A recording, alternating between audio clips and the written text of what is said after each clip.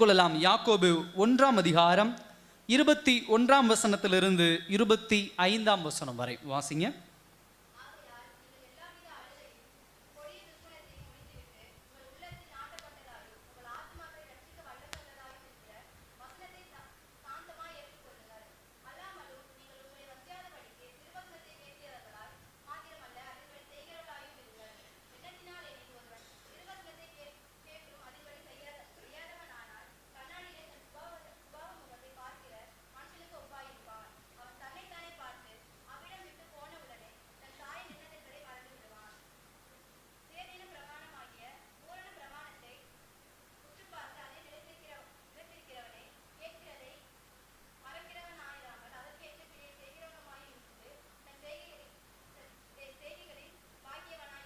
ஹல்லேலூயா.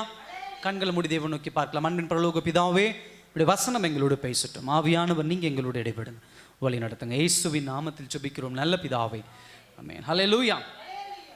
தொடர்ந்து யாக்கோபு புத்தகத்தை தியானித்துக் கொண்டு வருகிறோம். பல்வேறு காரியங்கள், முக்கியமாக 3 காரியங்கள் கடந்த வாரம் அந்த ஒரு வசனத்திலிருந்து 2 வசனம் 19 20 வசனத்திலிருந்து நாம் என்ன பண்ணோம், நாம் தியானித்தோம். இப்போ யாக்கோபு என்ன இந்த கான்டெக்ஸ்ட்ல பேசுறார், இந்த சூழ்நிலையில பேசுறார் அப்படின்னு சொன்னா, ரைச்சஸ்னஸ், அதாவது நீதி உள்ள ஒரு நீதிமானாய் நீதி உள்ளவனாக எப்படி வாழணும் அப்படிங்கிற ஒரு வார்த்தையை தான் அடிப்படையாக கொண்டு என்ன பண்ணுகிறார், பேசுகிறார். இதில் பார்க்கும் பொழுது இந்த 18ஆம் வசனத்திலிருந்து அவர் அதிகம் ஃபோக்கஸ் பண்ற ஒரு காரியம் என்னன்னா, தேவனுடைய வார்த்தை, தேவனுடைய வசனத்தை என்ன பண்ணுகிறார், அதிகமாக ஃபோக்கஸ் பண்றதை நம்ம பார்க்க முடியுது. அதாவது தேவனுடைய வார்த்தை ஒரு மனுஷனுடைய வாழ்க்கையிலே எங்கெல்லாம் பயன்படுகிறது, அவனுடைய ஆரம்ப காலகட்ட ரட்சிப்பு, அவன் ஸ்பிரிச்சுவலா ஆவிக்குரிய வாழ்க்கையிலே வளர்வதற்கு, அவன் மகிமையிலே போய் சேர்வதற்கு, எல்லாவற்றிற்கும் தேவனுடைய வார்த்தை ரொம்ப அவசியம். தேவனுடைய வார்த்தை தான் ஒரு மனுஷனை நியாய தீர்ப்பு செய்கிறது. தேவனுடைய வார்த்தை அல்லது வசனம் தான் ஒரு மனிதனை பரிசுத்தப்படுத்துகிறது. தேவனுடைய வசனமோ தேவனுடைய வார்த்தை தான் ஒரு மனுஷனை குளோரிஃபை பண்ணுது, கனப்படுத்துகிறதாக இருக்கிறது. அப்ப இது எல்லாமே தேவனுடைய வார்த்தை ரொம்ப முக்கியம். தேவனுடைய வார்த்தைனா என்னங்கய்யா அப்படின்னு சில பேர் கேள்வி கேட்கறது உண்டு. வேத வசனம், தேவன் நம்மோடு பேசுகிற வார்த்தை, இதுதான் தேவனுடைய வார்த்தை, தேவனுடைய வசனம். அப்ப இது எல்லாமே தேவனுடைய வார்த்தை அடிப்படையாக என்ன பண்ணுகிறது இருப்பதை நாம் காண முடிகிறது. முக்கியமாக இந்த வசனத்தில் பார்க்கும் பொழுது கூட 21ஆம் வசனத்தில் நடுப்பகுதியில் சொல்றாரு, நாட்டப்பட்டதாயும். அப்படின்னா ஒரு செடியை குறித்து, ஒரு பிளான்ட்டை குறித்து என்ன பண்றாரு, பேசுறார். அதாவது ஒரு செடி ரொம்ப கண்காணிக்கப்பட்டு, அதுக்கு தேவையான தண்ணீர், அதுக்கு தேவையான ஊட்டச்சத்து, அது கரெக்டாக படர்ந்து செல்வதற்குண்டான பாதை, பூச்சிகள் வரும் பொழுது அதிலிருந்து அதுக்குண்டான ஒரு விடுதலையை கொடுக்கக்கூடிய சில காரணிகள், இதெல்லாம் எப்படி இந்த உலகத்தில் நம்ம செய்கிறோமோ அந்த கேர், அந்த அந்த அந்த பாதுகாப்பு, அந்த செக்யூரிட்டி, இது இருந்தால் தான் அந்த செடி நல்லா காய் கொடுக்கும், நிறைய கனிகளை கொடுக்கும். தேவ பிள்ளைகளும் அப்படிதான். தேவனுடைய வசனம் ஒரு பிள்ளைகளுடைய வாழ்க்கையில இப்படிப்பட்ட ஒரு கேர் கொடுக்குது, இப்படிப்பட்ட ஒரு பாதுகாப்பு கொடுக்குது. சாதாரணமாக வளருகிற செடி 4 கனிகளை கொடுக்குதுன்னா, இப்படி பாதுகாக்கப்பட்ட கனி 10 கனிகள் கொடுக்கும்.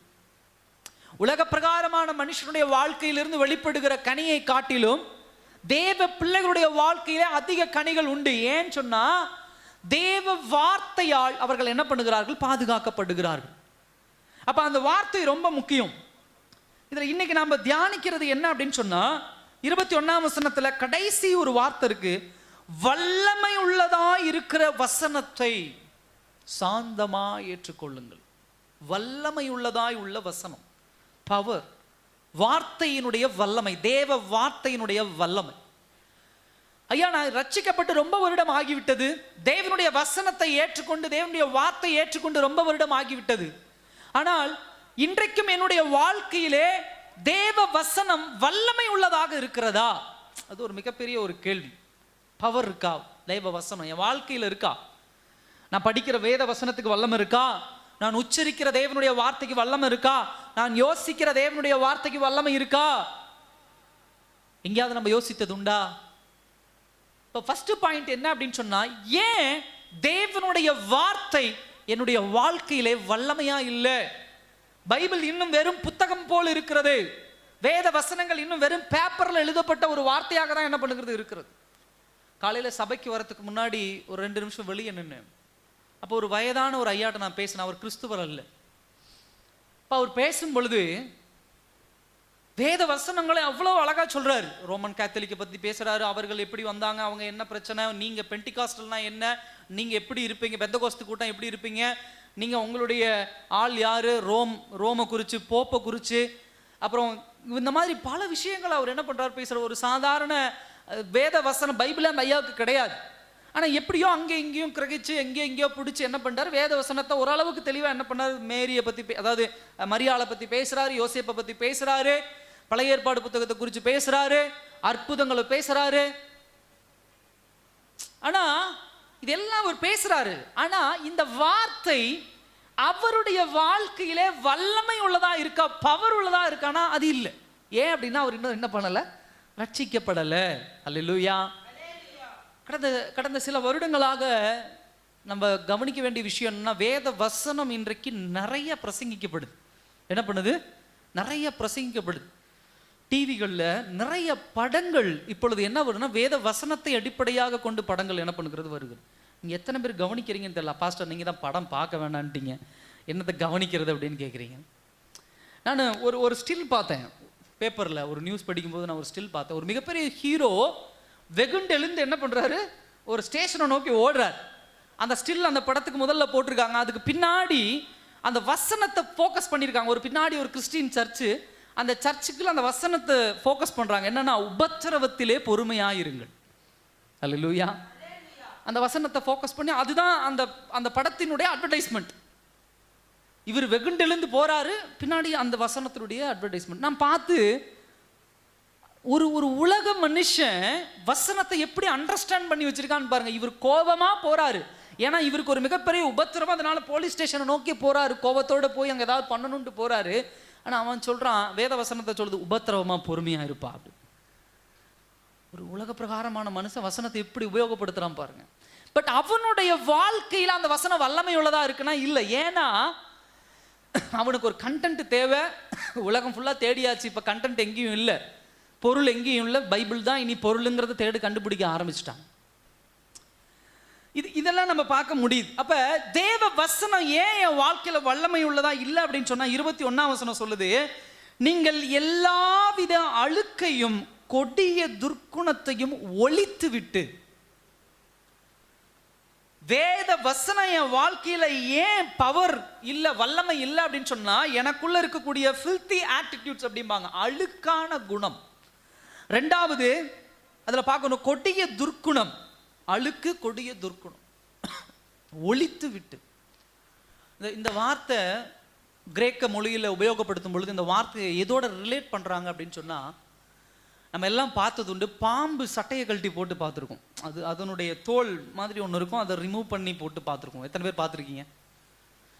வெளியெல்லாம் பார்த்தது இல்லையா? பாம்பு சட்டையை பார்த்தது இல்லையா? தேடி கண்டுபிடிங்க. அப்போ பாம்பு என்ன பண்ணும், அதனுடைய சட்டை முழுதும் கழட்டி போட்டுட்டு ஒரு இடத்துல போட்டுட்டு அது எங்கே பண்ணிடும், ஓடிடும். அது அந்த இடத்துல இருக்காது. 2-3 தடவை நம்ம சர்ச்சு திறக்கும் போது கூட நாங்கள் வாசல்ல இருந்து என்ன பண்ணியிருக்கிறோம், எடுத்துருக்கிறோம். அப்போ அது சட்டையை கழட்டி போட்டு வேற இடத்துக்கு என்ன பண்ணிட்டு போயிடும். அதை பொருட்டா என்ன பண்ணாது, அது மதிக்காது. இந்த வார்த்தை தான் கிரேக்க மொழியிலே உபயோகப்படுத்துகிறார்கள். நீங்க ஒன்ஸ் அதை முழுவதுமாக அந்த சட்டையை உரிச்சு போட்டுட்டு தான் என்ன பண்ணும், பாம்பு போகும். அதே போல தேவ பிள்ளைகளுடைய வாழ்க்கையிலே தேவ வசனம் வல்லமை உள்ளதாக மாறணும்னா, அழுக்கையும் கொடிய துர்க்குணத்தையும் முழுமையாக நம்முடைய வாழ்க்கையிலிருந்து என்ன பண்ணணும், தூக்கி போடுறவங்களா என்ன பண்ணணும் இருக்கணும். அப்பதான் தேவனுடைய வசனம் ஆத்துமாவை ரட்சிப்புக்குள்ளாக வழிநடத்துவதாக என்ன பண்ணும் இருக்கும். இது ரெண்டும் இருந்தா ஒரு மனுஷனுடைய வாழ்க்கை கிறிஸ்தவ வாழ்க்கையா என்ன பண்ணாது, இருக்காது. இயேசு கிறிஸ்து அவனுக்குள்ள பிரவேசிக்க மாட்டார், அவருடைய பிரசன்னம் இருக்காது. பரிசுத்த ஆவியானவர் அவனுக்குள்ள வாசம் பண்ண மாட்டார். பரிசுத்த ஆவியானவர் வாசம் பண்ணலைன்னா அவருடைய கிரியை அந்த சரீரத்தில் என்ன பண்ணாது, இருக்காது. அப்ப பரிசுத்த ஆவியானவருடைய சோர்ஸ், ஃபுல்னஸ், ஸ்டாண்டர்ட் அப்படின்னு சொன்னா அவர் கொடுக்கக்கூடிய காரியங்கள், அந்த அந்த அந்த பெலன், அந்த எதிர்ப்பு தன்மை, இது எல்லாமே நம்முடைய வாழ்க்கையில இல்லாம என்ன பண்ணிரும், போயிடும். இதனாலதான் பல பேருடைய வாழ்க்கையில தேவனுடைய வசன வல்லமை இல்லை. நம் ஏற்கனவே செய்த தவறுகளுக்கும் ஏற்கனவே செய்த பாவத்தையும் இயேசு கிறிஸ்து சிலுவையிலே நமக்காக ரத்தம் சிந்தி அந்த தண்டனையை முழுவதும் ஏற்றுக்கொண்டு நம்மை சுதந்திரமாக்கி விட்டார். ஆனா இன்னும் என்னுடைய வாழ்க்கையில அந்த சுதந்திரம் இல்லைங்க ஐயா, தேவனுடைய வசனத்துக்கு உண்டான வல்லமை இல்லைங்க ஐயா அப்படின்னு சொன்னா நம்ம என்ன பண்ணிட்டு இருக்கோம்? பிசாசானவன் நம்முடைய வாழ்க்கையில செயல்படுவதற்கு நாம் என்ன பண்ணி கொண்டிருக்கிறோம்? அனுமதித்துக் கொண்டிருக்கிறோம். அவன் அந்த 2 குணத்தை ரொம்ப கொண்டு வரான். ஏன் இந்த வசனம் செயல்படாததுக்கு 2 குணத்தை தான் அந்த அப்போஸ்தலர் குறிப்பிடுகிறார். அழுக்கு, கொடிய துர்க்குணம், விக்கட்னஸ், துன்மார்க்கத்தனம். இந்த அழுக்கு என்பது எதை குறிக்கக்கூடிய விஷயம் அப்படின்னு சொன்னா, இந்த கான்டெக்ட்ல யோசிக்கும் போது, இந்த சூழ்நிலையில் யோசிக்கும் பொழுது, சில பேருக்கு காது கேட்காம போயிடும், திடீர்னு அடைச்சிரும்.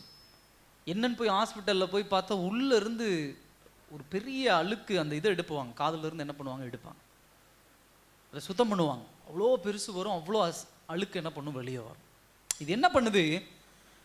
அதாவது வார்த்தைகள் உள்ள போகாதபடி, சத்தம் உள்ள போகாதபடி முழுமையா என்ன பண்ணிடுது? அடைச்சிருது. அதே போலதான் ஒரு மனிதனுடைய வாழ்க்கையில தேவ வசனம் உள்ள போனாதான் அது வல்லமை உள்ளதாக மாறும். அல்லேலூயா. இருதயத்திற்குள்ள போனாதான் வல்லமை உள்ளதாக மாறும். அதுல அழகா உபயோகப்படுத்துறாரு இந்த அப்போஸ்தலர். நடப்பட்டதாயும் நாட்டப்பட்டதாயும், நடப்பட்டது நாட்டப்பட்டது, நாட்டப்பட்டதாயும் அப்படின்னு சொன்னா ஒரு விதை மண்ணுக்குள்ள போனாதான் என்ன பண்ணும்? அது முளைக்கும். நீங்க வெளியே டப்பாலையே வச்சுக்கிட்டு இருந்தீங்கன்னா அந்த விதை முளைக்காது. தேவ வசனம் நம்முடைய இருதயத்திற்குள்ள போனாதான் அந்த விதை என்ன பண்ணும் அப்படின்னு சொன்னா, ஒரு நடப்பட்ட ஒரு விதையாக, ஒரு மரமாக, கனி கொடுக்கிற வாழ்க்கையாக நம்முடைய வாழ்க்கை என்ன பண்ணும்? மாற ஆரம்பிக்கும். சகோதர சகோதரியே, இந்த கொடிய துர்க்குணமும் அழுக்கும் ஒரு மனுஷனுடைய வாழ்க்கையில் என்ன பண்ணுதுன்னா 2 விஷயம் பண்ணுது. முதலாவது, வசனத்தை கேட்கிற வாஞ்சையை எடுத்து போடுது. ஹங்கர் அப்படின்னு சொல்லுவாங்க, பசி. ஒரு சாப்பாட்டுக்கு வயிறு எப்படி அந்த பசிக்கு ஏங்குதோ, அதே போல தேவ பிள்ளைகள் வேத வசனம்னா ஏங்கணும். அல்லேலூயா. எப்படிங்க ஐயா ஏங்குறது? நம்முடைய கண் எப்பயுமே வேத வசனத்தை இந்த உலகத்துல தேடிக்கொண்டே இருக்கணும். அல்லேலூயா. சத்தமா சொல்லுங்களேன். தேடுதான் நம்முடைய கண்ணு. வண்டியில போகும் பொழுது எத்தனை பேருடைய கண்கள் வேத வசனத்தை தேடுது? போஸ்டர்ல பார்க்குறோம். சில கிறிஸ்தவ பள்ளிகள் வரும்போது எழுதியிருக்கிறாங்க வேத வசனம். வண்டியில் உங்களுக்கு முன்னாடி ஒரு கார் போயிட்டு இருக்கும், அதில் ஒரு வசனம் பின்னாடி எழுதியிருப்பாங்க, என் சமூகம் உனக்கு முன்பாக செல்லும். உடனே அந்த வசனத்தை குறித்து நம்ம யோசிக்கிறது உண்டா? வசனத்தை ஹங்கர் அப்படின்னு சொன்னா தேடுறது. எப்படா காலையில் எந்திரிப்பேன், பைபிள் படிப்பேன், கர்த்தர் எங்கூட பேச போறார். ஃபோனை திறந்த உடனே இன்னைக்கு என்ன என்ன என்ன அவங்க என்ன எங்கே போயிருக்கிறாங்க, இவங்க எங்கே போயிருக்கிறாங்க, இன்னைக்கு என்ன ஸ்டேட்டஸ், இன்னைக்கு என்ன வீடியோ புதுசாக அந்த இதுல இருந்து வந்திருக்கு, இன்னைக்கு என்ன படம் வந்திருக்கு, இப்படி தேடுதா? இல்லை ஃபோன் திறந்து இன்னைக்கு என்ன வசனம் அந்த அம்மா அனுப்புவாங்க ரெகுலராக, என்ன வசனம் அனுப்பியிருக்காங்க இன்னைக்கு நம்ம சர்ச்சில் இருந்து ஏதோ போட்டிருக்காங்களே, என்ன என்ன என்ன வசனம், ஓ இன்னைக்கு பார்த்தே ஆகணும், இப்போ டைம் இருக்கா, சரி ஒரு 10 நிமிஷம் பார்ப்போம், அடுத்து போய் வேலையை முடிச்சுட்டு ஒரு 1/2 மணி நேரம் டைம், அப்போ ஒரு 10 நிமிஷம் பார்ப்போம். டைம் கிடைக்கும் போதெல்லாம் பார்த்து இன்னைக்கு முடிச்சிடணும் இந்த வசனத்தை. ஹங்கர், பசி, சாப்பிட்டு முடிச்சிடணும். இப்படிப்பட்ட ஒரு பசியை, வேத வசனத்தை குறித்தான ஒரு பசியை இல்லாமல் பண்ணிடுவோம் பிசாசான. சர்ச்சுக்கு வருவேன், பைபிள் நல்ல விலை உயர்ந்த பைபிளை வாங்கி வச்சிருப்பேன், ஃபோனில் பைபிள் இன்ஸ்டால் பண்ணி வச்சிருப்பேன், டிவி போடும் பொழுது நான் கிறிஸ்தவ சேனல் தான் பார்க்க போறேன்னு கேபிள் போடுறது உண்டு. ஆனால் எல்லாமே ஞாயிற்றுக்கிழமை போய் சபையில் சபை முடிஞ்சோன்னா போய் பைபிளை வைக்கிறீங்க பார்த்தீங்களா, அந்த மாதிரி தான். ஞாயிற்றுக்கிழமை முடிஞ்சோன்னா வேகமாக போய் செல்ஃபில் பைபிளை வச்சிருவோம். மறுபடியும் அடுத்த ஞாயிற்றுக்கிழமை சர்ச்சுக்கு போகும்போது வேகமாக போய் அதே செல்ஃபில் அதே இடத்துலேருந்து கரெக்டாக எடுப்போம். ஏன்னா வேற தேடுறது, என்னைக்காவது தேடுறது உண்டா பைபிளை? சமையல் கட்டில் வேலை செஞ்சுட்டு இருக்கும்போது அப்படி படிக்கும்போது அங்கேயே மறந்து வச்சிடறாங்க ஐயா, சாயந்தரம் உடனே தேடுவேன். நைட்டு படுக்கைக்கு போகிறேன், அங்கே போய் தேடு. பைபிள் என்னைக்கும் ஒரே இடத்துல வைக்கிறோம்னா கவனிக்கணும். அல்லேலூயா. பைபிள் ஷிஃப்ட் ஆகிட்டே இருக்கணும். பெட்ரூம் போகணும், வெளியே வரணும், எங்கெங்கே உட்காரமோ அங்கெல்லாம் பைபிளை தூக்கிட்டு போய் உட்காந்து என்ன பண்ண படி. இதெல்லாம் முடியல, வண்டியில் வாகனத்தில் போகிறேன், பஸ்ஸில் போகிறேன், எடுத்து வாசிக்கணும். நான் கொஞ்ச நாளாக பாட்டு கேட்டுட்டு இருந்தேன். வாக்கிங் போகும்போது 1 மணி நேரம் வாக்கிங் போகிறோம். அப்போ பாட்டு கேட்டுட்டு இருந்தேன், கிறிஸ்தவ பாடல்கள் கேட்டுட்டு இருந்தேன். அப்புறம் ஒரு நாள் எனக்கு திடீர்னு ஒரு ஆப்ஸில் வந்து பார்க்கும்போது இன்னைக்கு இருக்குது, நெட்டில் இருக்குது, பைபிள் நம்ம சில பேர் சொல்கிறோம், இன்னைக்கு சில பேர் நம்ம மொபைல் ஃபோன் வாங்கியிருக்கிறோம், எனக்கு பைபிள் படிக்க தெரியாது அப்படிங்கிறோம். யூ வெர்ஷன் அப்படின்னு சொல்லி ஒரு பைபிள் இருக்குது, உங்களுக்கு தெரியலன்னா உங்கள் ஃபோனை கொண்டு வாங்க, நான் இன்ஸ்டால் பண்ணி தரேன். அவ்வளோ அழகாக வசனத்தை வாசிக்கிறாங்க. நெட்டு மட்டும் இருந்துட்டா போதும், போட்டிங்கன்னா ஆதி ஆமத்திலிருந்து வெளிப்படுத்தின விசேஷம் வரைக்கும் பேக்ரவுண்டு மியூசிக்கோட அவ்வளோ அழகாக வசனம் அப்படி போய்கிட்டே இருக்குது. நைட்டு தூங்கும் போதெல்லாம் காதில் போட்டுட்டு அப்படி கேட்டோம்னா வசனத்தை கேட்டுகிட்டே தூங்கலாம். காலையில் எந்திரிச்சோன்னா வசனத்தை பாட்டு கேட்டு மீதி நேரத்தில் வசனத்தை போட்டு கேட்டுக்கிட்டே இருக்கலாம். வண்டியில் போகும்போது வசனத்தை கேட்டுகிட்டே போகலாம். இப்போதான் யோசித்தேன், ஆண்டவர்கிட்ட ஐயோ வசனம் பேசலின்னு பரலோகத்தில் போய் சொல்லவே முடியாது. அல்லேலூயா. எல்லா பக்கமும் வச்சிருக்கிறார் வசனத்தை, கேலண்டரில் வச்சிருக்கிறோம், வாக்குத்தத்த வசனம் வச்சிருக்கிறோம். அப்ப இது எல்லாம் ரொம்ப முக்கியம். ஹங்கர், பசி இருக்கணும். ரெண்டாவது, இந்த அழுக்கு என்ன பண்ணுது, வசனத்தை புரிந்து கொள்ளுகிற தன்மையை நம்மகிட்ட இருந்து எடுத்து போடுது. அல்லேலூயா.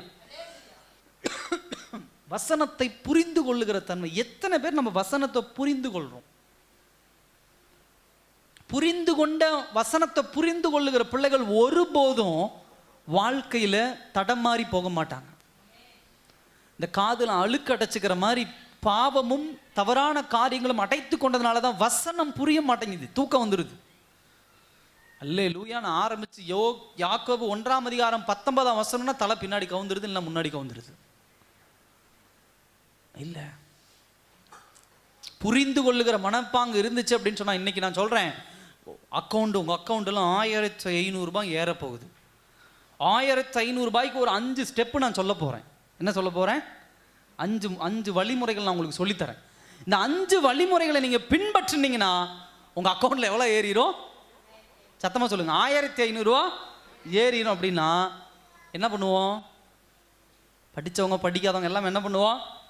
நீங்க சொல்லுங்க பாஸ்டர், நான் தூங்குறேன் அப்படின்னு தூங்கிடுமா? இல்லை, கவனிப்போம். ஃபர்ஸ்ட் பாயிண்ட் இது. செகண்ட் பாயிண்ட், ஐயா இதில் ஒரு டவுட் வருது, இந்த ஃபோனை இப்படி பண்ணா என்ன ஆகும், இந்த சைடில் இது இந்த பிரச்சனை வந்தா என்ன ஆகுறது? இதை புரிந்து கொள்ள இவ்வளவு முயற்சி பண்றோம். தேவ வசனத்தை புரிந்து கொள்ளுகிறதுக்கு இன்னைக்கு எனக்கு ரொம்ப சந்தோஷமா இருக்கு. ஏன்னா ரொம்ப 8 வருஷமா நம்ம போராடிட்டு இருக்கிறோம். இப்ப இந்த வருடங்கள்ல பார்க்கும்போது நிறைய பேர் வேத வசனத்தை குறித்து என்னிடத்துல கேள்வி கேட்க ஆரம்பிக்கிறாங்க. அல்லேலூயா. வயதானவர்கள் வசனத்தை குறித்து கேட்கும்போது எனக்கு அவ்வளோ சந்தோஷமாயிடுது. டேங்க அப்பா அப்படின்னு சொல்லி கேட்குறாங்க, இந்த இதுனா என்னங்க ஐயா, இதுனா என்ன, இது இப்படி, இதுனா என்ன, புரிந்து கொள்றது எப்படி, இது எப்படி அப்படின்னு கேட்கும்போது அவ்வளோ சந்தோஷமாயிடுது. ஏன்னா அவங்களுக்குள்ள அந்த பசி வர ஆரம்பிச்சிருச்சு. ஐயா, குடும்பத்தை, மனைவியை, பிள்ளைகளை, குடும்பம், வேலை, இதை யோசிச்சுட்டு இருந்த மனசு எப்போ அந்த அம்மாட்ட போய் நின்னாலும், எந்த அப்பா அந்த ஐயா கிட்ட போய் நின்னாலும், என் பிள்ளை இப்படி ஆயிடுச்சுங்க ஐயா, என் குடும்பம் இப்படி ஆயிடுச்சு, சொத்து இல்லை, பணம் இல்லை, பொருள் இல்லை. ஆனால் இப்போலாம் போய் நின்று பேசினோம்னா, ஐயா நீங்கள் போன வாரம் அந்த பிரசங்கம் பண்ணீங்க, அது எப்படி, அது என்ன அர்த்தம்? அது திடீர்னு ஒருத்தங்க பக்கத்தில் ஒரு அம்மா வந்து இந்த மாதிரி வசனம் சொன்னாங்க, இது சரியா தப்பா அப்படிலாம் கேட்கும்போது அவ்வளோ சந்தோஷமா இருக்கு. ஏன்னா மனசு போகுது வசனத்துக்கு பின்னாடி. இங்க படிச்சவங்க படிக்காதவங்க அதெல்லாம் பேதம் கிடையாதுங்க. அப்ப வசனத்தை புரிந்து கொள்ளுகிற இருதயம் இருந்துட்டா போதும், கர்த்தர் எப்படியாவது புரிய வச்சிருவார். அல்லேலூயா. நமக்கு அந்த இருதயம் தான் இல்லை.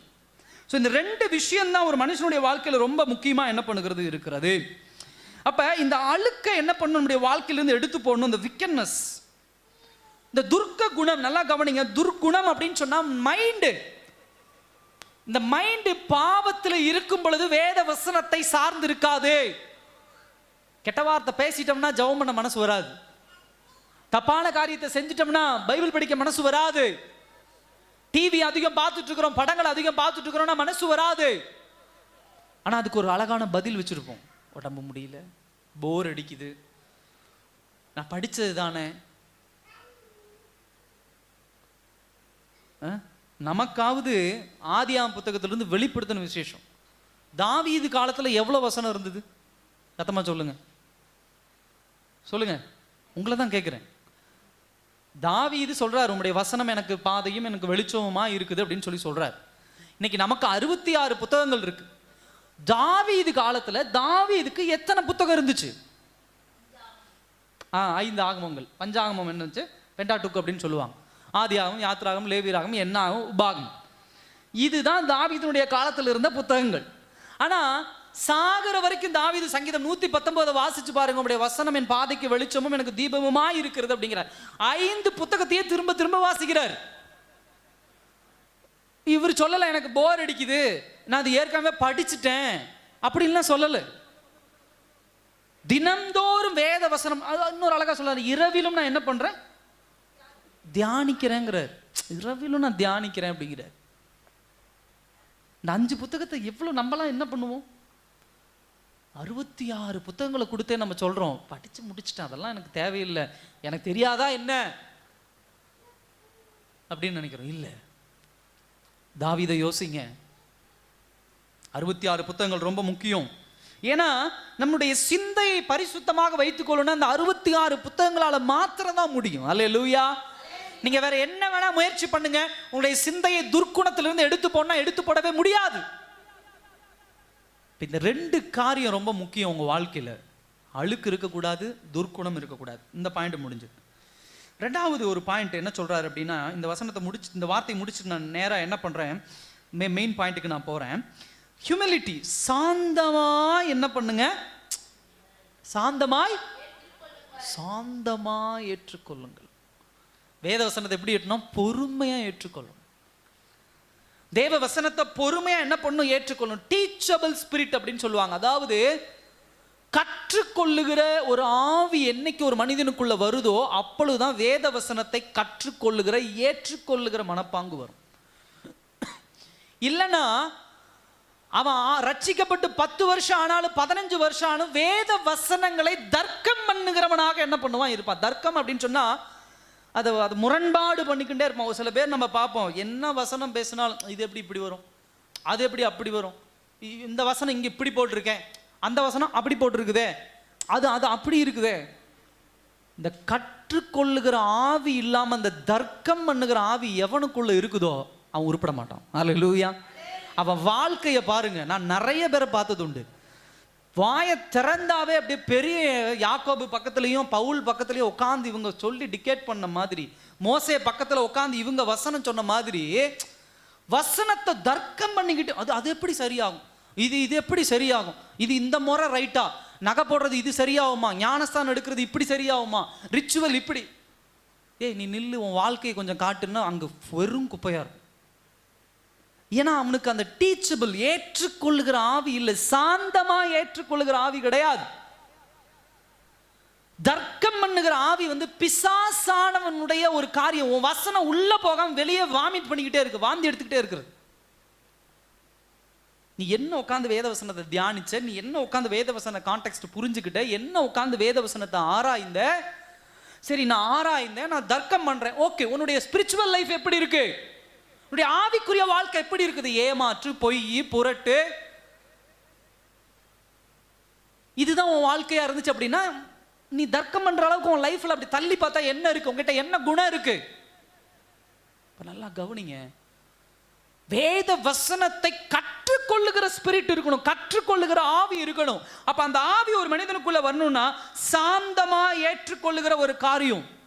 நல்லா கவனிங்க, இந்த வார்த்தை சாந்தம்ங்கிற வார்த்தை நீங்க டக்குன்னு ஓவர் கம் பண்ணிடக்கூடாது, போயிடக்கூடாது.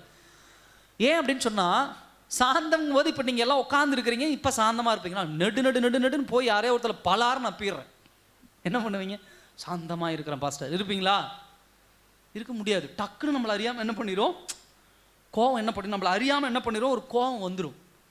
அப்போ வேத வசனத்தை சாந்தமாக ஏற்றுக்கொள்ளுதல் அப்படின்னு சொன்னால், சாந்தம்ங்கிறது எங்க எப்ப அப்படின்னு சொன்னா, நீங்க ப்ரொவோக் ஆகும் பொழுது, அதாவது ஒரு காரியத்தை செய்ய விளையும் பொழுது, வேகமாக போகும் பொழுது, அல்லது உங்களுக்குள்ள ஒரு கோபம் வரும் பொழுது, உங்களுக்குள்ள ஏதோ ஒரு காரியம் நடக்க போகிறது அப்படிங்கும்போது வேத வசனம் வருது பாத்தீங்களா, அப்ப சாந்தமா இருக்கணும். அல்லேலூயா. கத்தி எடுத்து கொலை பண்ண போயிட்டு இருக்கிறீங்க, வேகமா என்ன பண்றீங்க, கத்தி எடுத்து ஒரு யாரோ ஒருத்தர் குத்து அவ்வளோ உங்களை கொடுமை பண்ணிட்டாங்க, வேகமாக போய்கிட்டு இருக்கிறீங்க. அப்போ வரும்போது கொலை செய்யாதிருப்பாயாகன்னு வேத வசனம் சொல்லுது. அப்படியா, ஆமல்ல, கத்தியை கீழே போடும். இந்த மனநலம். அல்லேலூயா. கொலை பண்ண போகிறவங்க கூட சாந்தமாகணும், இந்த ஸ்பிரிட் இருக்கணும். நம்ம எங்கள் வீட்டில் சின்ன விஷயத்துக்கு கூட சாந்தமாகிறது கிடையாது. அல்லேலூயா. அது எப்படி அப்படி வரும் வேத வசனம், இது எப்படி வேத வசனம் இப்படி வரும், இது எப்படி அப்படி வரும், ஏற்றுக்கொள்ளுகிற மனப்பாங்க இல்லை. தர்க்கம் பண்ணுகிற ஸ்பிரிட் ரொம்ப இன்றைய காலகட்டத்தில் இருக்குது. அப்ப சாந்தம்ங்கிறது அப்படியே ஒரு டிரான்ஸ்ஃபர், கண்ட்ரோல் எவ்ரிதிங், எல்லா எல்லாவற்றையும் கட்டுப்படுத்துகிற ஒரு மனநிலம். நீ ஒரு காரியத்தை செய்ய வேகமா போய்கிட்டு இருக்கிற, ஒரு வசனம் குறுக்கு பிரேக் போடுது அப்படின்னா, ஓ ஆண்டவர் என்ன செய்ய வேண்டாம்னு சொல்றாரு, தூக்கி வச்சுட்டு உட்காந்துடணும், ஓரமா கண்ட்ரோல் பண்ணணும்னு. எப்படி வேணா வேகத்துல போ, என்ன வேணா செய், எப்படி வேணா போ, ஆண்டவருடைய வசனம் குறுக்க வருது, நான் கண்ட்ரோல்டா உட்காரு, சாந்தமா ஏற்றுக்கொள். அது என்ன அவர் சொன்னா சரியாயிடுமா, பாஸ்டர் பிரசங்கம் பண்ணா அது சரியாயிடுமா, பைபிள் படிச்சா சரி, எங்க அம்மா வசனத்தை கோட் பண்ணா இந்த வசனத்தை இப்படி போட்டிருக்குப்பா இது செய்யாத அப்படின்னு சொன்னா சரியாயிடுமா? இதுதான் சாந்தம் இல்லாத தன்மை. உனக்கு வசனம் தெரியும், உனக்கு வார்த்தை புரியும், ஆனால் சாந்தமா ஏற்றுக்கொள்ளுகிற மனப்பாங்க உன்னால கண்ட்ரோல் பண்ண முடியல ஒண்ணு அப்படின்னு சொன்னா, அந்த வசனம் வல்லமை உள்ளதா என்ன பண்ணாது, இருக்காது. ஹல்லேலூயா. இதுதான் ரொம்ப முக்கியம். மிருகங்களை பாருங்க, நிறைய மிருகங்கள் காட்டுல அதே மிருகத்தை ரொம்ப வயலண்டா பார்க்க முடியும். ஒரு யானை, உதாரணத்துக்கு யானை எடுத்துக்கொள்ளுங்க. யானையை காட்டுல பார்த்தீங்கன்னா ஒரு யானை இந்த சைஸ் இருந்தால் அதுக்கிட்ட எதிர்த்து நிற்க முடியாது. ஹல்லேலூயா, நிற்க முடியாது.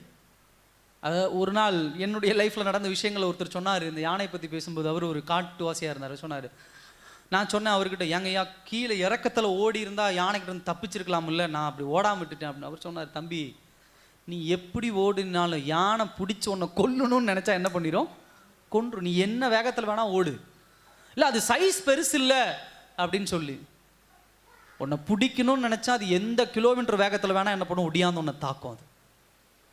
அதுவா மனசு இலகி உன்னை விட்டுணும்னு நினச்சாதான் விட முடியுமோ தவிர, நான் இப்படி தப்பிச்சிருவேன், நான் அப்படி தப்பிச்சிருவேன், முடியவே முடியாது. மரத்தில் ஏறி உட்காந்து 2 நாளாலும் மரத்தை கீழே உடச்சி தள்ளி உனக்கு கொண்டுட்டு தான் போகும். யானைக்கு அதுதான். அதே யானையை ஜூவில் பார்க்குறோம், அதே யானையை ஜூவில் பார்க்குறோம், ஒரு ஒரு ஒரு ஒரு இலைக்காக அவ்வளோ நேரம் போராடும். அதே யானை பாகன்கள் நம்ம பார்க்குறோம், அவங்களாம் பார்த்தா இவ்வளோண்டு குச்சி. ஒருத்தர் அழகாக சொல்கிறாரு, என் யானையை நான் என்ன பண்ணிடுவேன், அந்த காலுக்கிட்ட இவ்வளோ குச்சியை வச்சுட்டு போயிடுவாங்க. என்னது இவ்வளோ சைஸ், அது அங்குசமாக என்னமோ சொல்லுவாங்கன்னு நினைக்கிறேன். இவ்வளோ சைஸ் குச்சியை நான் வச்சுட்டு போயிடுவேன். மதியம் வந்தாலும் சாயந்தரம் வந்தாலும் அந்த குச்சியை எடுத்தால் தான் நகருமா, இல்லை யானை அப்படியே நிற்குமா. ஒரு யூடியூப்பில் ஒரு வீடியோ பார்த்தேன், அவர் சொல்கிறார், அந்த யானை பாகன்னு சொல்கிறார், அது இருக்குது எவ்வளவோ பெருசு, எவ்வளோ வெயிட் அது. அப்போ எப்படி அதை கண்ட்ரோல் பண்ணுது பார்த்தீங்களா, அந்த குச்சிக்கு எப்படி கண்ட்ரோல் ஆகுது பார்த்தீங்களா. அதே போல தான் அதே யானை காட்டில் அவ்வளோ வயலண்டா இருக்குது, இங்கே ஒரு சின்ன குச்சிக்கு கட்டுப்பாடாக இருக்குது. அதே போல தான் தேவ வசனம். என்னுடைய பழைய வாழ்க்கை எவ்வளோ வயலண்டா வேணா இருக்கலாம், எவ்வளோ கோபக்காரன், எவ்வளோ கொடூரமானவன், துர்க்க குணம் நிறைஞ்சவன், அழுக்கானவன், எப்படி வேணா இருக்கலாம். ஆனா தேவ வசனம் எனக்குள்ள வல்லமையா செயல்படணும்னா, நான் ஆண்டவருக்குள்ள வந்த உடனே தேவ வசனம் எப்படி அந்த யானைக்கு அந்த சின்ன குச்சியோ அது போல எனக்கு வசனம் வந்துருச்சு, அந்த வார்த்தை வந்துருச்சுன்னா அது நிறுத்திடணும். ஐயா எல்லா கதவும் திறந்த மாதிரி இருக்குது, போட்டேன்னா அப்படி பெரிய ஆளா மாறிடுவேன், இப்படி ஆயிடுவேன், அப்படி ஆயிடுவேன், இப்படி செஞ்சிருவேன், அப்படி செஞ்சிருவேன், இதுதான் என் வாழ்க்கை, இதை சம்பாரிச்சிருவேன், இதை நான் பிடிச்சிருவேன், இதை நான் அப்படி பண்ணிடுவேன். வார்த்தை வருதா தூக்கி போட்டு உட்காந்துடணும். இல்லை, கட்டுப்பாடு, கட்டுப்பாடு. இப்பதான் தேவனுடைய வார்த்தை ஒரு மனிதனுக்குள்ள என்ன பண்ணும், வல்லமை உள்ளதா மாறும். வேத வசனம் எப்பொழுதும் மூளையினுடைய அறிவாக இருக்கக்கூடாது, இருதயத்தினுடைய விசுவாசமாக இருக்கணும். அல்லேலூயா.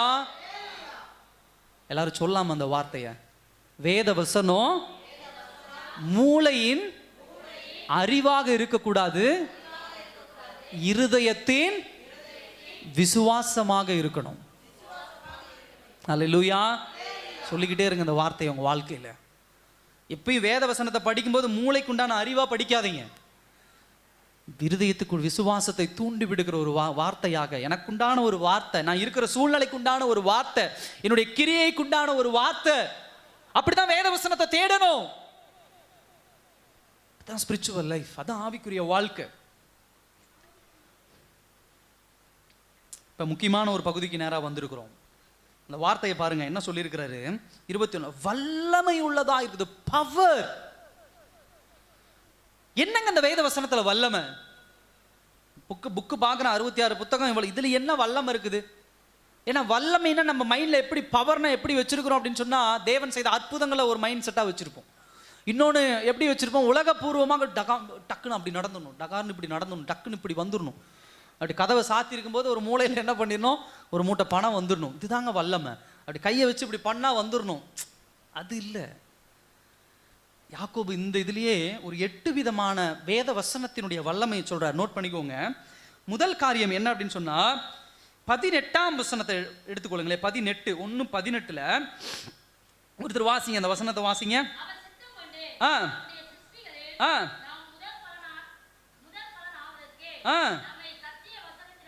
சத்திய வசனம். ஹல்லேலூயா. என்னங்க சத்திய வசனம்? Truthful word. சத்தியம் ஃபர்ஸ்ட் காரியம் அதுதான். அதாவது தேவனுடைய வார்த்தைக்கு உண்டான இயற்கை தன்மை என்னன்னா சத்தியம், ட்ரூத், உண்மை. வேத வசனத்திற்கே உண்டான நேச்சர் அது, இயற்கை தன்மை அது, சத்தியம் தான் அது. சில பேர் சொல்லுவான் அவன் பொய்யிலேயே பிறந்தவன். என்ன சொல்லுவோம்? அவன் பேசினாவே பொய், அவன் இயற்கையா பிறந்ததே பொய்யில என்ன பண்ணியிருக்கான்?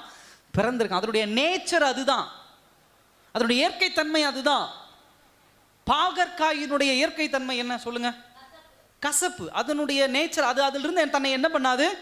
மாற்றிக்கொள்ளாது. ஒரு நல்ல பாகற்காய் அப்படின்னு சொன்னா அது எப்படி இருக்கணும்? நல்ல கசப்பா இருக்கணும். எங்க ஊர்ல ஒரு பாவக்காய் இருக்குதுங்க, அரிஞ்சு போட்டோம் அப்படின்னா அவ்வளோ இனிக்கும். அப்படின்னா அதுக்கு என்ன அர்த்தம்? அதனுடைய இயற்கை தன்மை அதுக்கு இல்லை, அது பாவக்காய். மிளகாயினுடைய இயற்கை தன்மை என்ன? காரம். அதுதான் அதனுடைய வேலை, அது அதுக்கு தான் உபயோகம். காரம்னா மிளகாய் யூஸ் பண்ணணும், அதனுடைய இயற்கை தன்மை, நேச்சர். அதே போலதான் இந்த உலகத்துல எவ்வளோ வசனங்கள் இருக்கலாம், எவ்வளோ வார்த்தைகள் இருக்கலாம், ஆனால் ட்ரூத், சத்தியம் அப்படின்னா உங்க மைண்ட்ல எது வரணும்? சத்தமா சொல்லுங்க, எது வரணும்? வேத வசனம். ஹல்லேலூயா. எங்க வீட்டுக்காரங்க, எங்க வீட்டு அம்மா இருக்கிறாங்களே, அவங்க சொன்னாங்கன்னா அதுதான் சத்தியம், ட்ரூத், உண்மை.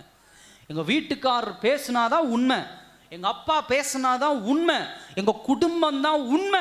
உங்க குடும்பம் பொய் இல்ல. எல்லாரையும் ஒரே ஈக்குவல்ல வைக்கணும்.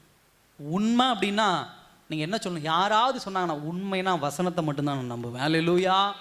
திருமணம் ஆகும் பொழுது சொல்றது மாதிரி நான் உண்மையா இரவு என்ன செத்தாலும் சரி உயிரோடு இருந்தாலும் சரி நான் உன்னோடு இருப்பேன்னு சொல்ற கணவன் மனைவி தான். அதை நம்பி தான் வாழ்க்கையை ஒப்பு கொடுக்குறோம். கணவனா இருந்தாலும் மனைவியா இருந்தாலும் காலப்போக்கில் என்ன பண்ணிடுது? அது மாறிடுது. மாறும் பொழுது சத்தியம் பண்ணீங்களே, நீங்கள் உண்மையாக இருக்கிறேன்னு சத்தியம் பண்ணீங்களே, ஏமா நீ உண்மையாக இருக்கிறேன்னு இப்போ பொய் சொல்லிட்டு ஏமாத்திட்டியே அப்படின்னா நீங்கள் அது சொல்லும் போதே புரிஞ்சுக்கணும். இருக்கலாம், ஆண்டவருக்குள்ள இருக்கிற வரைக்கும் இது சத்தியமாக இருக்கலாம், ஆண்டவருக்குள்ள வெளியே வந்தால் இது பொய். ஹல்லேலூயா. அப்போ எதையுமே நீங்கள் அப்படி தான் அண்டர்ஸ்டாண்ட் பண்ணணும். உங்கள் வீட்டுக்காரர் நான் சொல்கிறதெல்லாம் உண்மைன்னா இல்லை வேத வசனம் தான் உண்மை. நீங்கள் பாதி உண்மை சொல்லலாம், பாதி பொய் சொல்லலாம், நான் நம்ப போகிறதில்லை. மனைவி பாதி உண்மை பாதி பொய், இல்லை பொய்யா இருக்கலாம், உண்மையா இருக்கலாம். ஆனால் உண்மை அப்படின்னா என் வாழ்க்கையில் நான் மைண்டில் எதை ஃபிக்ஸ் பண்ணிக்கணும்? சத்திய வசனம், வேத வசனம் அதான் சொல்லுது. ஹல்லேலூயா. வேற எதையும் என்ன பண்ணல, வேத வசனம் சொல்ல. அதனுடைய இயற்கை தன்மை அது. ஆதியாகமம் முதற்கொண்டு வெளிப்படுத்தின விசேஷம் வரைக்கும் அதுதான். ஏங்க இது சத்திய வசனம் அப்படின்னு சொன்னா, இன்னைக்கு உலகத்தில் நிறைய தத்துவங்கள் உண்டு, நிறைய புராணங்கள், இதிகாசங்கள் உண்டு, நிறைய புத்தகங்கள், ரொம்ப தாக்கத்தை ஏற்படுத்தின நிறைய புத்தகங்கள் உண்டு. ஆனா வேத வசனம் பேசுகிற காரியத்தை தைரியமா பேசுதானா? இல்லை. ஹல்லேலூயா. உதாரணத்திற்கு வேத வசனம் தான் கடவுள்னா யாருன்னு சொல்லுது, மனிதன்னா யாருன்னு தைரியமா சொல்லுது. ஹல்லேலூயா. கடவுளுடைய வல்லமை என்ன, அதிகாரம் என்ன, மனுஷன் எப்படிப்பட்டவன் வேத வசனம் தான் என்ன பண்ணுது? சொல்லுது.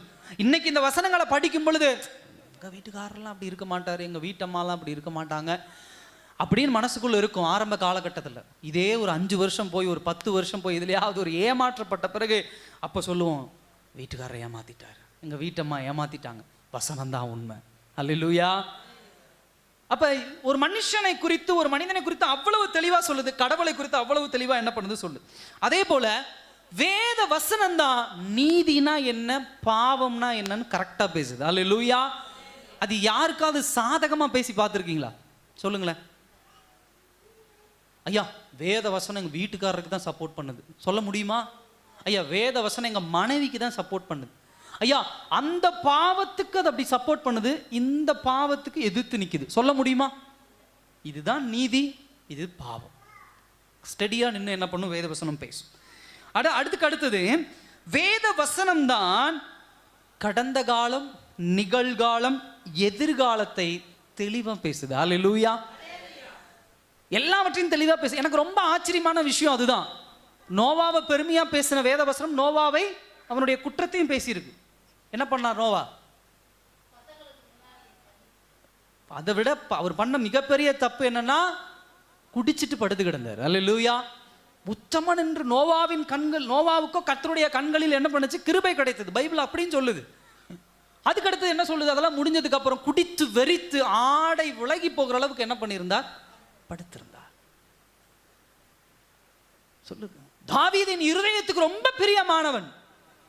ஒரு 4 அதிகாரம் தள்ளினதுக்கு அப்புறம் என்ன சொல்லுது தாவீதை குறித்து? பணம் மாதிரி ஒரு மோசமானவன் இல்லை. பத்சேபாளுக்காக உரியாவை கொன்னு என்ன பண்ணிட்டான்? பத்சேபாளை திருமணம் பண்ணிட்டான். அப்போ நம்மளுடைய பர்ஸ்பெக்டிவ் எப்படிப்பட்டிருக்கு? தாவீது அப்படியே தூக்குச்சு, கீழே போட்டுருச்சு. நியாயமாக பேசுறது வேத வசனம். ஜாதியா முதற்கொண்டு அதெல்லாம் அழகா தெளிவாக பேசுது. அதே போல வேத வசனம் தான் ஒரு மனிதனுடைய பாவத்திற்குண்டான தண்டனையும் அதற்குண்டான நியாய தீர்ப்பையும் தெளிவாக பேசுது. அல்லேலூயா. நியாய தீர்ப்பு அப்படின்னு சொன்னால் இந்த உலகத்தில் நம்ம எதை சொல்லுவோம்? வேத வசனம் தான் சரியாக பேசுது. இன்றைக்கு உலகம் முழுவதும் நான் சொல்கிறேன், உலகம் முழுவதும் நியாய தீர்ப்பு அப்படிங்கிறது மாறுது. அல்லேலூயா. நீங்கள் புரிஞ்சுப்பீங்கன்னு நான் சொல்கிறேன். ஒருத்தருக்கு கோர்ட் ஒரு மாதிரி கேஸ் என்ன பண்ணுது? பதில் கொடு. இன்னொருவருக்கு கோர்ட் என்ன பண்ணுது? இன்னொரு மாதிரி பதில் கொடுக்குது.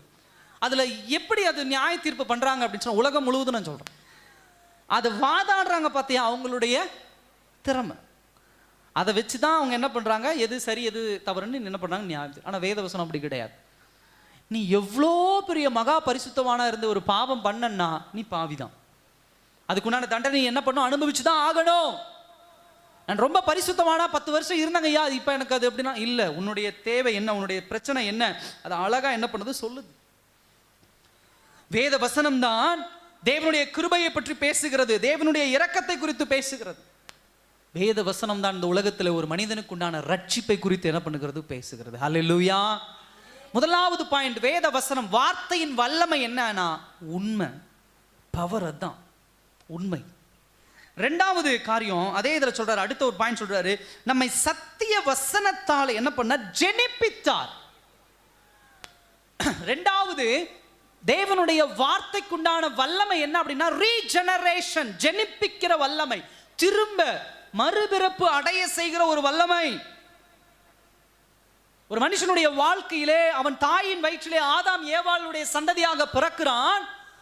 ஸ்பிரிச்சுவலி ஆவிக்குரிய நிலைமையிலே மரித்து போனவனாக, பாவத்திலே மரித்து போனவனாக இருக்கிறான். அப்ப ஒரு மனிதன் ஆவிக்குரிய வாழ்க்கையிலே உயிர் பெற்று எழும்ப அவன் பிறப்பிலே ஆதாம் ஏவாளுடைய சந்ததியாக இருக்கலாம், ஆனால் ஆவியிலே கிறிஸ்துவுக்குள்ளாய் பிறக்கும் பொழுது அவனுடைய முழு சந்ததியும் மாற்றப்படுகிறதே. பாவமாய் பரலோகத்தில் நிற்கிற மனிதன் ஆதாம் ஏவாளுடைய சந்ததி, பரிசுத்தமாய் நிற்கிற மகள் இயேசு கிறிஸ்துவினுடைய சந்ததி. அவ்வளவுதான். நான் இந்த வயிற்றுல பிறந்தேன், இங்க பிறந்தேன், அதெல்லாம் அங்க தேவை கிடையாது. நீ ஆவிக்குரிய வாழ்க்கையில ஸ்பிரிச்சுவலா மறுபிறப்பு அடைஞ்சிருக்கிறியா? ரீஜெனரேஷன் ஆயிருக்கியா? அப்ப ஒரு மனுஷனுடைய வாழ்க்கையில ரீஜெனரேஷன் எப்படி நடக்குது, மறுபிறப்பு எப்படி நடக்குதுன்னா தேவ வசனத்தின் மூலமாக. எப்படி அப்படின்னா 3 பாயிண்ட் சொல்லலாம். ஒன்று, நம்மளுடைய பாவத்தை வேத வசனம் அடையாளப்படுத்துகிறது. ஹல்லேலூயா. நான் பாவம் பண்ணிட்டேன்னு எப்படி வேதவசனம்? சில பேர் பிரசங்கம், ஐயா என்ன பிரசங்கம் பண்ணாமல் திட்டிக்கிட்டே இருக்கிறீங்க அப்படின்னு ஒரு கோபம் வரும். அந்த சர்ச்சிலாம் பல இடங்களில் பாருங்க, டிவிலெலாம் பேசுகிறவங்க பாருங்க, அப்படியே உருகி பேசுகிறாங்க. ஐயா நீங்கள் திட்டிக்கிட்டே இருக்கிறீங்க அப்படின்னு சில பேருக்கு மனசில் இருக்கும். நல்லா கவனிங்க, வேத வசனம் பாவத்தை அடையாளப்படுத்துகிற ஒரு வார்த்தை. ஹல்லேலூயா. எத்தனை பேர் சீனாய் உடன்படிக்கை குறித்து நம்ம ஒரு பைபிள் ஸ்டடி நடத்திட்டு வரோம். சில பேர் அது முக்கியமாக பார்க்குறதே இல்லை, ஒரு சில பேர் பார்க்குறீங்க. அந்த உடன்படிக்கையினுடைய மைய கருத்து என்ன சொல்லுங்க பார்க்கலாம். ஏன் ஆண்டவர் அந்த உடன்படிக்கையை கொடுத்தாரு? ஏன் நியாயப்பிரமாணத்தை ஆண்டவர் கொடுத்தாரு? ஒரு மனிதன் பாவம்னா என்னன்னு தெரிந்து கொள்வதுதான் வேத வசனம். தாயும் தகப்பனையும் கனம் பண்ணுவாயாக. அப்ப கனம் பண்ணலன்னா பாவம், கனம் பண்ணா அது பரிசுத்தம். இதுதான் தேவ வசனம். விபச்சாரம் செய்யாதிருப்பாயாக, செஞ்சா பாவம், செய்யலைன்னா பரிசுத்தம். அப்ப ஒரு மனிதன் எது பாவம் என்பதை எதை வைத்து அடையாளப்படுத்துகிறான்னா யாரோ சொல்றதை வச்சு கிடையாது. இன்னைக்கு நான் ஒருத்தரை குற்றம் சுமத்துறேன் அப்படின்னா எனக்கு எப்படி தேவையோ அப்படி வளைச்சு நான் அவங்களை குற்றம் என்ன பண்ணிடுவேன்? சுமத்திடுவேன். ஹல்லேலூயா. அது எப்படி வளைக்கணுமோ அப்படி வளைச்சு என்ன பண்ணிடுவேன்? எனக்கு ஒரு கோபம் இருக்கு அப்படின்னு சொன்னா அந்த கோபத்தை அவங்க நல்லபடியாக செஞ்சுருக்கலாம், நல்ல முறையில் இருந்திருக்கலாம், எல்லாம் பர்ஃபெக்டாக இருந்திருக்கலாம். ஆனால் குறை சொல்ல முடியும் என்னால். அதனால உலகம் அப்படி தான். நீங்கள் நல்லவன் ஒருத்தர் உங்கள் வீட்டு பக்கத்தில் சொல்லிட்டாங்க நான் ரொம்ப நல்லவன், என் குடும்பத்தில் கெட்டவன் சொல்லிட்டு போகிறாங்க, அதை பற்றி எனக்கு அந்த அம்மா சொல்லிட்டாங்க நான் நல்லவன். வீட்டுக்கார மாட்டு சண்டை வரும்போது அப்படின்னு சொல்கிறது, கம்பெனியில் வேலை செய்கிற அம்மா சொல்லுது, ஐயோ உங்களை மாதிரி ஒரு நல்ல மனுஷனை பார்க்கவே முடியும். இதை வந்து வீட்டில் சண்டை வரும்போது சொல்கிறது, அந்த அம்மா சொல்லிச்சு என்ன. இந்த அம்மா அதுக்கு பதில் நான் ஆஃபீஸில் வேலை செய்யும்போது அவர் சொல்லுவார், நீங்கள் என்ன இவ்வளோ கமிட்டடாக இருக்கிறீங்க, காலையில் குடும்பத்துக்கு வேலை செஞ்சு உங்களை மாதிரி ஒரு நல்ல பெண்ணை நான் பார்த்ததே இல்லை. வீட்டில் வந்தோன்னா அந்த ஐயா கிட்ட சொல்கிறது, அந்த அவர் சொன்னார் தெரியுங்களா, எங்கள் மேனேஜர் சொன்னார், உங்களை மாதிரி ஒரு அர்ப்பணிப்புள்ள ஒரு வேலையாளியை நான் பார்த்ததே இல்லை அப்படின்னு சொல்லி சொன்னார். இப்போ இவங்க சொன்னால் இதெல்லாமே சரியாயிருமானா இல்லை. ஏன்னா அவங்களுக்கு ஏதோ ஒரு தேவை இருக்கும், அவங்க ஏதாவது ஒரு காரியத்தை உங்ககிட்ட எதிர்பார்க்கலாம், அதுக்கு தகுந்த மாதிரி உங்களை டியூன் பண்ணலாம். அப்போ நீங்கள் நல்லா புரிஞ்சுக்கோங்க, இந்த உலகம் உங்களை நல்லவன் சொன்னால் தயவு செய்து பெருமைப்படாதீங்க. இந்த உலகம் உங்களை கெட்டவதுன்னு சொன்னால் அதுக்காக உட்காந்து அழாதீங்க. வேத வசனத்தை தியானிங்க, அதுதான் உங்களை ஜெனிப்பிக்கும். நீ பாவியா பாவம் இல்லாதவனான அதுதான் உன்னை நியாயம் தீர்க்கும். முதல் பாயிண்ட் அது. ரெண்டாவது என்ன அப்படின்னு சொன்னா, வேத வசனம் எப்படி ஜெனிப்பிக்குது அப்படின்னு சொன்னா, ரெண்டாவது ரிப்பண்டன்ஸ், மனம் திரும்ப வைக்கிறது. அல்லேலூயா. உங்களை மனம் திரும்ப வைக்கிறது தேவனுடைய வார்த்தை. கண்ணமா அப்புனாலும் சரி திருந்த மாட்டாங்க, புட்டிச்சு அடிச்சு போட்டு கத்தி எடுத்து கையை கீதெல்லாம். ஆனால் இங்கே உட்காந்துருக்கிற எத்தனையோ பேர் குடிப்பழக்கத்தை விட்டு உட்காந்துருக்குறோம். அல்லேலூயா. கெட்ட வார்த்தை பேசுறது விட்டு உட்காந்துருக்குறோம், தீமையான காரியங்களை செய்யறது விட்டு உட்காந்துருக்கோம். எப்படி உட்காந்துருக்குறோம்? எங்கள் வீட்டுக்காரர் போட்டு 3 நாள் தொடர்ந்து குத்துன்னு குத்துனாருங்க, அதுக்கப்புறம் தான் நான் திரும்பினேன். அப்படியா? இல்லை. ஒரு ஊரே சேர்ந்து 50 பேர் அடிச்ச குடிப்பியா குடிப்பியா குடிப்பியான்னு வாயா அடிச்சாங்க, அதுக்கப்புறம் தான் நான் குடிக்கிறது விட்டேன் அப்படின்னு யாராவது சாட்சி சொல்ல முடியுமா? இல்லை. என்ன சொல்கிறோம்? வேத வசனங்க. அல்லேலூயா. தேவனுடைய வார்த்தை என்னோட பேச்சு, பாவத்தை எல்லாம் நான் விட்டுட்டேன். மனம் திரும்புதல் ஒரு மனுஷனுடைய வாழ்க்கையில் மூணாவது சுவிசேஷம். உங்களை என்னையும் எப்படி ஜெனிப்பித்தது? சுவிசேஷம் தேடி வந்தது. பிரயோஜனம் இல்லாத ஒரு இடத்துல இருந்து சுவிசேஷம் வந்துச்சு. அல்லேலூயா. நான் ரொம்ப பணக்காரனா இருந்தேன், ரொம்ப மேன்மை உள்ளவனா இருந்தேன். ஒரு ஏழை ஒரு அம்மா, படிக்க தெரியாத ஒரு அம்மா, குளிக்காத ஒரு அம்மா, அழுக்கு துணியை கட்டின ஒரு அம்மா ஒரு நாள் கொண்டு வந்து ஒரு நோட்டீஸை கொடுத்துச்சு. படித்தேன், சுவிசேஷம் என்னை தேடி வந்தது. அல்லேலூயா. நான் ரொம்ப ஏழ்மையான ஒரு மனுஷன், பிரயோஜனம் இல்லாத ஒரு மனுஷனாக கிடந்தேன். ஒரு வசதி படைச்ச ஒருத்தவன் கொண்டு வந்து ஒரு நோட்டீஸை கொடுத்தான், அதை படித்தேன். என்னை சர்ச்சுக்கு வாங்கன்னு கூப்பிட்டான், நான் போனேன். என் வாழ்க்கை இன்னைக்கு மாறுனுச்சு. அல்லேலூயா. எதனால மாறுனுச்சு? வேத வசனத்தினால. சகோதர சகோதரிய, உலகம் புரிஞ்சு கொள்ளாமல் இருக்குது. உலகத்தில் சில பேர் சொல்றது உண்டு, பணம் கொடுத்து கிறிஸ்தவத்துக்குள்ளே கூட்டிகிட்டு வராங்க, சாப்பாடு போட்டு கூட்டிகிட்டு வராங்க அப்படின்னு. இல்லை, உங்களை பணக்காரனாக வச்சுட்டு இருக்க முடியாது. அல்லேலூயா. இங்கே உட்காந்துருக்கிற எத்தனை பேத்துக்கு நம்ம பணம் கொடுக்குறோம்? கிடையாது. எனக்கு யார் பணம் கொடுக்குறா? கிடையாது. இங்கே இருக்கிறவங்க அத்தனை பேரும் பொட்டியில் பணத்தை வச்சுட்டு இப்படியே உட்காந்துருக்குறோம். இல்லை, இன்னைக்கு நிறைய பேர் கடன் தேவைகளோடு உட்காந்துருக்கீங்க. இப்போ இதனால நான் ஆண்டவரை கும்பிடலையானா? இல்லை. பண தேவையை குறித்து ஆண்டவர் நல்லவரா கெட்டவரா கடவுளா இல்லைன்னு கிடையாது. என் வாழ்க்கை மாறி இருக்கிறது. அல்லேலூயா. சுவிசேஷம் என்னுடைய மனதை, என் இருதயத்தை சந்தோஷமா என்ன பண்ணியிருக்கிறது? வைத்திருக்கிறதே. மூணாவது ஒரு காரியம் அதில் பாருங்க. மூணாவது ஒரு காரியம் பாருங்க, 21ஆம் வசனத்தில் என்ன பண்ணியிருக்குது? நாட்டப்பட்டதாயும், என்கிராஃப்டட், இம்ப்ளான்டட் அப்படின்னு சொல்லுவாங்க ஆங்கிலத்தில். வேத வசனத்துக்குண்டான ஒரு வல்லமை என்னன்னா நாட்டப்பட்டதா இருக்கும். நாட்டப்பட்டது அப்படின்னு சொன்னா நல்லா கவனிங்க. வேத வசனத்துக்கே உண்டான ஒரு காரியம் என்ன அப்படின்னு சொன்னா, ஒரு மனிதனுக்குள்ள வேத வசனம் போனா அந்த வசனம் அவனுக்குள்ள என்ன பண்ணும்? ரெஸ்பாண்ட் பண்ண வைக்கும், அவனுக்குள்ள செயல்பட ஆரம்பிக்கும். அல்லேலூயா. ஒரு செடி, ஒரு விதைய இதுக்குள்ள போட்டீங்கன்னா, மண்ணுக்குள்ள போட்டீங்கன்னா அது என்ன பண்ணும்? சும்மா இருக்குமா? நீங்க சும்மா இருக்கலாம், நான் சும்மா இருக்கலாம், விதை சும்மா இருக்காது. அல்லேலூயா. அது எப்படியாவது முளைச்சு என்ன பண்ணிடும்? வெளியே வந்துடும். சில நேரங்களில் பார்க்குறோம், புல் பாருங்க எல்லாம் காஞ்சு போய் வெயில் அடிச்சு கிடக்குது. ஆனால் ஒரு மழை பேஞ்ச உடனே எங்கெங்கிருந்து தான் செடி வரும்னு தெரியாது. விதையும் இல்லை, ஒன்றும் இல்லை, படப்படன்னு காடு மாதிரி வந்துடும். எங்கேருந்து வந்துச்சு? விதை கம்முன்னு மண்ணுக்குள்ளே கிடக்குது. அந்த மழை வந்த உடனே படப்படன்னு என்ன பண்ணிடுது? முளைச்சு வந்துடுது. அதே போலதான் தேவ வசனம், வேத வசனம். இன்றைக்கு விதைக்கப்படுகிற வசனங்கள் விளையாட்டா இருக்கலாம், காமெடியா இருக்கலாம். ஆனால் ஒரு விஷயம் தெரியுமா? உங்களுக்குள்ள அது புதைஞ்சு இருக்குது. ஒரு நாள் ஆண்டவர் தண்ணி தெளிப்பார், அப்போதான் அந்த வசனம் வெளிவர ஆரம்பிக்கும். இன்னைக்கு கேட்குற வசனங்கள், அதனால தான் ஞாயிற்றுக்கிழமை சபைக்கு வாங்கன்னு நம்ம கூப்பிடுறோம். என்ன பாஸ்டர் இன்னைக்கு புரிஞ்சுது, என்ன கேட்டு என் வாழ்க்கை என்ன மாறுச்சு இன்னைக்கு தெரியாது. இன்னைக்கு பேசுகிற வசனங்கள் எல்லாம் விதைக்கப்படுகிறது. அல்லேலூயா. அது ஜெர்மினேஷன் ஆகும், அது வளர ஆரம்பிக்கும், நிறைய பேருடைய வாழ்க்கையில வேர் விட ஆரம்பிக்கும், விசுவாசத்தை வளர்க்கும். உங்களுக்கே தெரியாது. நாட்டப்பட்டதா வேத வசனம் தான் தேவனுடைய மனுஷனுடைய வாழ்க்கையில நாட்டப்பட்டதா என்ன பண்ணும் இருக்கும். டீப்பர் ரூட், கொஞ்சம் கொஞ்சமா உங்களுடைய குணம் உங்களுக்குள்ள ஆழமாய் மாற ஆரம்பிக்கும். எத்தனை பேர் அதை ஐடென்டிஃபை பண்ணிருக்கீங்க, அடையாளப்படுத்தி இருக்கிறீங்க? நீங்க பெரிய முயற்சி எடுக்கிறது கிடையாது. கோவத்தை கட்டுப்படுத்தணும் சொல்லிக்கிட்டே இருந்து கோவத்தை கட்டுப்படுத்த முடியாது. ஆனா உங்களை அறியாமையே சில நேரத்தில் கோவத்தை கட்டுப்படுத்த ஆரம்பிப்பீங்க.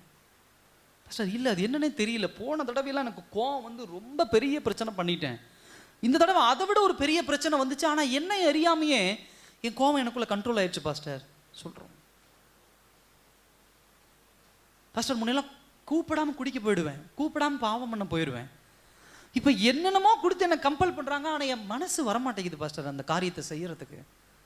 என் இருதயம் அதுக்கு ஒத்துக்கு வரமாட்டேங்குது, அது காது கேட்க ஒத்துக்கு வரமாட்டேங்குது. சொல்லிக்கிட்டே இல்லை, நான் கேட்டுக்கிட்டே இல்லை. எத்தனை பேருக்கு சினிமா பாடலை கேட்கும் பொழுது, அந்த ஒரு பாட்டை கேட்கும் பொழுதே உள்ளுக்குள்ள ஒரு கில்ட்டி கான்சியஸ் வருது, ஒரு குற்ற உணர்ச்சி வருது. அதெல்லாம் இல்லை பாஸ்டர், அப்படியே அழகாக நாங்கள் உட்காந்து பார்த்துக்கிட்டே இருப்போம், கேட்டுக்கிட்டே இருப்போம், உங்களுக்குள்ள அதெல்லாம் குற்ற உணர்ச்சியெல்லாம் இல்லை அப்படின்னா வசனம் இன்னும் விதையாக தான் இருக்கு, உங்களுக்குள்ள வளரலை, கனி கொடுக்கல. சினிமா பாடல்களில் தேவையில்லாத வார்த்தைகள்லாம் வரும் பொழுது, அந்த காரியங்கள்லாம் வரும் பொழுது, எப்படா அந்த பாட்டை நிறுத்துவோன்னு ஆகிடும், எப்படா அந்த டிவியை நிறுத்துவோன்னு ஆகிடும், எப்படா இந்த இதை பார்க்காம நிறுத்துவோம். அப்படி வந்தால் தான் உங்களுக்குள்ளே போட்ட வசனம் விதைத்து முளை அதாவது ஜெர்மினேஷன் ஆகி வளர்ந்து செடியாக மாறிக்கிட்டு இருக்குன்னு அர்த்தம். அப்படிலாம் இல்லை பாஸ்டர், கோவம் அது பாட்டுக்கு வருது, அது பாட்டுக்கு எல்லாம் நடக்குது, அது பாட்டுக்கு இருக்குது பாஸ்டர்னா விதை அப்படியே இருக்குது, வசனம் அப்படியே என்ன பண்ணுது இருக்குது. அதை தெளிவாக என்ன பண்ணுங்க, புரிந்து கொள்ளுங்க. நான்காவது ஒரு காரியம், நேரம் ஆனதுனால நான் வேகமாக முடிக்க விரும்புகிறேன். நான்காவது ஒரு காரியம், இதே ஒரு இதில் எப்படி வல்லமை அப்படின்னா, உங்கள் ஆத்துமாவை ரட்சிக்க வல்லமை உள்ளதா இருக்கிறது. அல்லேலூயா. டிரான்ஸ்ஃபார்ம் அப்படின்னு சொன்னா என்னன்னா, அப்படியே மாற்றம் அடைகிறது, இப்படி முழுமையான ஒரு மாற்றம்.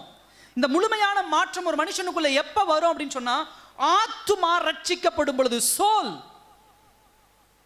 நல்லா புரிந்து கொள்ளுங்க, ஒரு மனுஷனுடைய வாழ்க்கையில 3 காரியங்கள் உண்டு: ஆவி, ஆத்துமா, சரீரம். ஆவி, ஆத்துமா, சரீரம். இப்ப இந்த ஆத்துமா தான் சரீரத்திற்கும் ஆவிக்கும் உண்டான மீடியேட்டர். ஹல்லேலூயா. நல்லா புரியும் நினைக்கிறேன். ஒரு மனுஷனுக்குள்ள ஆவி, ஆத்துமா, சரீரம். இந்த ஆத்துமா தான் ஒரு மனுஷனுக்குள்ள மீடியேட்டர் வேலை பண்ணுது. மீடியேட்டர் என்ன அப்படின்னா, ஆவி நினைக்கிறத சரீரம் செய்யும். அப்ப இந்த ஆவி நினைக்கிறத சரீரத்துக்கு கன்வெர்ட் பண்றது, இதை சரியா தப்பான்னு கற்றுக் கொடுக்கிறது, இது எல்லாமே எது கற்றுக் கொடுக்குதுன்னா ஆத்துமா தான் என்ன பண்ணுது, கற்றுக் கொடுக்குது. அல்லேலூயா. சத்தமா சொல்லுங்க அல்லேலூயா. நல்லா கவனிங்க. யாக்கோபு பாருங்க, இந்த இடத்துல சொல்றாரா, உங்கள் ஆவி ரட்சிக்க வல்லமை உள்ளதா சொல்றாரா? பைபிள் பாருங்க சொல்றாரா? இல்ல. உங்களுடைய சரீரம் ரட்சிக்க வல்லமை உள்ளதா இருக்குது சொல்றாரா? என்ன பாயிண்ட் அவுட் பண்றாரு? ஆத்துமா தான் ரொம்ப முக்கியம். சோல் ரொம்ப முக்கியம். உங்களுடைய ஸ்பிரிட் என்ன வேணா நினைக்கலாம், உங்க ஸ்பிரிட், உங்களுடைய ஆவி, பாவம் செய்ய தூண்டுகிற ஆவி, கோபப்படுத்துகிற ஆவி, விபச்சாரத்தை தூண்டுகிற ஆவி, திருட சொல்லுகிற ஆவி, இது எல்லாமே உள்ளுக்குள்ள ஆவி செயல்பட ஆரம்பிக்கும் பொழுது உங்களுடைய சரீரம் அதுக்கு ஒத்து போக கூடாதுன்னா உங்க ஆத்மா எப்படிப்பட்டதாக இருக்கணும்? ரட்சிக்கப்பட்டதாக இருக்கணும். அல்லேலூயா. உங்களுடைய சோல் ரட்சிக்கப்பட்டதா என்ன பண்ணணும்? இருக்கணும். அதுக்கு ஒரு பவர் வேணும். ஆத்மா ரட்சிப்பு இல்லைன்னா உங்க ஆவி நினைக்கிறதெல்லாம் என்ன பண்ணிக்கொண்டே இருக்கும்? உங்களுடைய ஆத்மா, உங்களுடைய சின்ஃபுல் கேரக்டர் நடந்துகிட்டே இருக்கும். உங்களுடைய இருதயம், அந்த ஆவி உங்களுடைய இருதயத்தை ஆக்கிரமிக்கும் பொழுது அது குணமாக வெளிப்பட ஆரம்பிக்கும். கோபத்தின் குணமாக, வக்கரத்தின் குணமாக, கெட்ட வார்த்தையின் குணமாக, துர்குணத்தின் குணமாக இப்படி அது வெளிப்பட்டு கொண்டே என்ன பண்ணும்? இருக்கும். இப்போ நல்லா புரிந்து கொள்ளுங்க, உங்களுடைய இன்னர் கேரக்டரை ஸ்டெபிலைஸ் பண்றது. ஸ்டெபிலைஸ் அப்படின்னு சொன்னா நிதானித்து நிலைநிறுத்தி சரீரத்தை சரியா வழி நடத்துறது என்னன்னா ஆத்துமா. அல்லேலூயா. ஒருத்தன் முன்னாடி நின்று என்னை திட்டிக்கிட்டே இருக்கிறான். என்னுடைய உள்ள ஸ்பிரிட் அப்படியே பொங்குது, ஆவி. அவனை எடுத்து பக்கத்துல ஒரு கட்டை கிடக்குது, எடுத்து என்ன பண்ணிடணும்? யோசிச்சதே இல்லையா நீங்களாம்? யாரும் யோசிச்சது கிடையாதா? உங்களை ஒருத்தர் திட்டிக்கிட்டே இருக்கான்னு வச்சுக்கோங்க, பக்கத்துல ஒரு கம்பி கிடக்குது. இப்ப உங்க ஆவி சொல்லுது உள்ள, டே யோசிக்கிற நேரத்துல கம்பி எடுத்து மண்டையில போட்டுரு. இப்ப ஆவி சொல்லிருச்சு, இப்ப அதுக்கு எது ஒத்து போகணும்? சரீரம் ஒத்து போகணும், கை போகணும். கை போய் அந்த கம்பி எடுத்து என்ன பண்ணணும்? அடிக்கணும். இப்ப இந்த மீடியேட்டர் இங்க யார் இருக்கா? ஆத்மா. உள்ள ஆத்மா சொல்லி, வேண்டாம் பொறுமையாரு, உபத்திரவத்திலே பொறுமையாயிரு, வேண்டாம் ஆவி சொல்லுதுன்னு கேட்காத, உன் ஸ்பிரிட் சொல்லுதுன்னு கேட்காத, தப்பான எண்ணங்களை சிந்திக்காத, தப்பான காரியத்தை பண்ணாத, உன்னுடைய சரீரத்தை ஸ்டெபிலைஸ் பண்ணுது, வேண்டாம். இந்த குணம் வெளிப்படக்கூடாது, இந்த கோபம் வெளிப்படக்கூடாது, இந்த காரியம் வெளிப்படக்கூடாது. இது இந்த ஆத்மாவை நியூட்ரலைஸ் பண்ணக்கூடிய, இந்த ஆத்மாவை சரிப்படுத்தக்கூடிய வேலை எது செய்யுதுன்னா வேத வசனம். ஹல்லேலூயா. இது ரட்சிப்பு அடையலன்னா உள்ள நினைச்சது சரீரம் பட படன்னு என்ன பண்ணிருக்கோம்? செஞ்சுக்கிட்டே இருக்கும், செஞ்சுக்கிட்டே இருக்கும். சரீரம் உள்ள ஆவி என்ன நினைக்குதோ அது செஞ்சுக்கிட்டே. ஏன்னா ஆவி எப்பொழுதுமே என்ன பண்ணுது? செல்ஃப் கரெக்ட் ஆயிடுது. அது துர்க்குணத்தின் ஆவியா மாறிடுது. செல்ஃப் கரெக்டான ஒரு ஆவி, சிதைந்து போன ஆவி, பாவத்திலே விழுந்து போன ஒரு ஆவியாக என்ன பண்ணுகிறது? மாற ஆரம்பிக்கிறதே. ஒரு எடுத்து வாசிங்க, யோவான் 15ஆம் அதிகாரம் 3ஆம் வசனம். இன்னும் 2 பாயிண்ட் நான் முடிச்சிருவேன், கவனிங்க. யோவான் 15ஆம் அதிகாரம் 3வது வசனம்.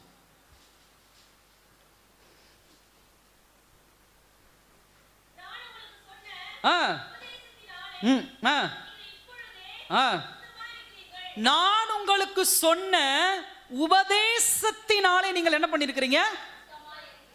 நான் உங்களோடு இருந்து உங்கள் கையை பிடித்ததினாலே நீங்கள் சுத்தமாய் இருக்கிறீர்கள். சொல்லப்பட்டிருக்கா? நான் உங்களோடு இருந்து உங்கள் கண்ணை இரண்டையும் மூடிக்கொண்டபடியால் நீங்கள் தவறான காரியத்தை பார்க்காமல் இருக்கிறீர்கள் சொல்லியிருக்கா? நான் உங்களுடைய வாயை என்னுடைய கையை வைத்து மூடிக்கொண்டேன், அதனால நீங்க கெட்ட வார்த்தை பேசாம இருக்கிறீங்க சொல்லியிருக்கா? இல்ல.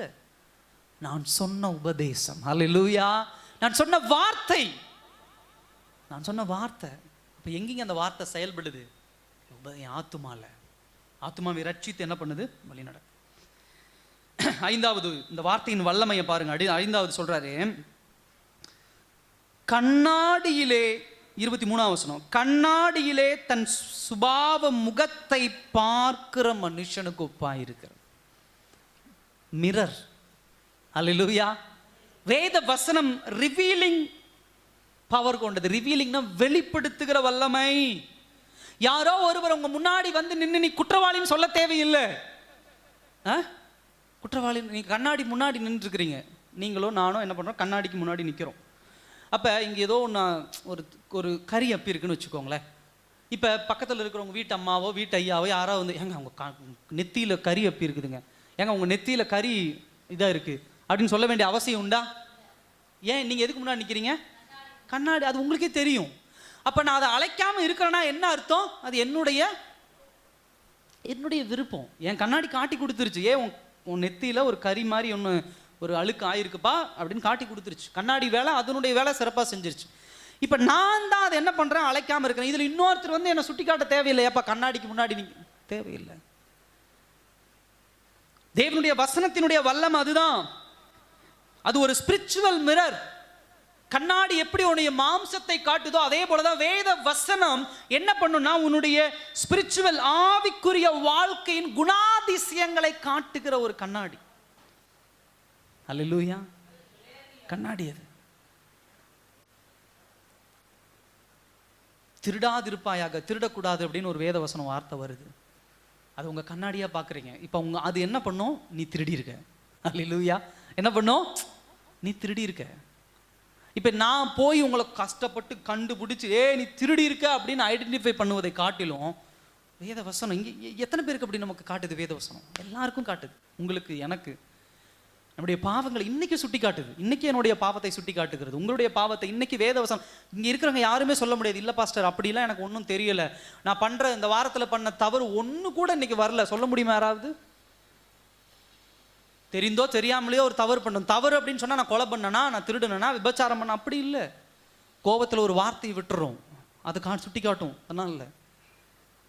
கண்ணாடி, வேத வசனம் என்பது கண்ணாடியை போல உன்னுடைய ட்ரூ கேரக்டர், நம்முடைய தாட்ஸ், நம்முடைய எண்ணங்கள், நம்முடைய நோக்கங்கள், நம்முடைய ஆட்டிடியூட்ஸ், குணங்கள், நம்முடைய மோட்டிவேஷன், எதை நோக்கி ஓடுறோம், அது சரியா தப்பா, நம்முடைய ஆசைகள், நம்முடைய பிரியாரிட்டிஸ், நம்ம எதுக்கு முக்கியத்துவம் கொடுக்கிறோம், எல்லாவற்றையுமே வேத வசனம் என்ன பண்ணுது அப்படின்னு சொன்னா காட்டுது. இல்லை இது சரி, இது தப்பு, உன்னுடைய எண்ணம் தப்பு, உன்னுடைய குணம் தப்பு, உன்னுடைய டிசையர், உன்னுடைய ஆசை தப்பு. ஒரு மோட்டிவேஷனாக நீங்கள் என்ன பண்ணுறீங்க, பாஸ்டர் எனக்கு ஒரு மோட்டிவேஷன் என்ன பண்ணும் வேணும், எனக்கு அப்படி ஒரு நோக்கம் வேணும், அதனால் யாரையாவது பார்த்தா எனக்கு அந்த மோட்டிவேஷன் வரும், எதையாவது செஞ்சால் எனக்கு அது மாதிரி வரும், ஏதாவது குடித்தா எனக்கு அந்த மாதிரி வரும். தப்பு, குடி பழக்கம் தப்பு. ஒரு காலத்தில் ஐடி ஃபீல்டில் நாங்கள்லாம் இருக்கும் பொழுது ஒரு கேம்பஸ், நாங்கள் 8வது ஃப்ளோரில் இருக்கோம், நல்லா கவனிங்க, 8வது ஃப்ளோரில் நாங்கள் வேலை செய்கிறோம். அப்போ டாப் ஃப்ளோர்னு ஒன்று இருக்கும், அது வந்து நான் பட்டினப்பாக்கத்தில் வேலை செஞ்சேன், ஆப்போசிட் கடல். அப்போ அந்த ஃப்ளோரை ஃப்ரீயாக விட்டுருப்பாங்க. அங்கே போனீங்க அப்படின்னா பாக்கெட்டாக சிகரெட் இருக்கும். என்ன இருக்கும்? பாக்கெட்டாக சிகரெட்டு, அந்த லைட்டர் எல்லாமே இருக்கும். நீங்கள் காசு போட்டு வாங்க தேவையில்லை, அந்த கம்பெனியில் வேலை செய்கிறவங்க அந்த சிகரெட்டை வச்சுருக்குறாங்க. அப்போ அவங்க எதுக்கு அதை வச்சுருக்காங்க அப்படின்னு சொன்னால், போன உடனே நீங்கள் போய் ஒரு அரை மணி நேரம் டைம் எடுக்கலாம், 10 நிமிஷம் சிகரெட் குடிக்கலாம். ஆண்கள், பெண்கள்.